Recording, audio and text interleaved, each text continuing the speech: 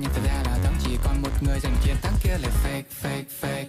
Tiếng nói cứ vang vọng trong góc căn phòng đó, từng lời nói cam dỗ như liều thuốc cứ lên và suy nghĩ trong đầu cứ đắm đuối. Linh hồn kia vẫn vương điều gì từng nhịp cố níu giữ, không thể thoát ra khỏi cuộc chơi ấy đâu mà cứ như đang chìm sâu vào suy nghĩ lâu thật lâu. Chỉ là giá như có thể quay lại để giữ nụ cười ấy. Liệu rằng bức tranh kia còn ai nhận ra đã không còn màu, chỉ vì tiếng nói ấy mau đứng dậy up.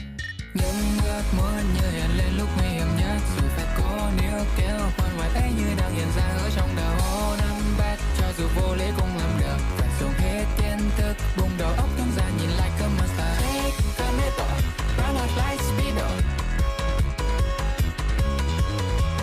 Take a minute, run out like speedo.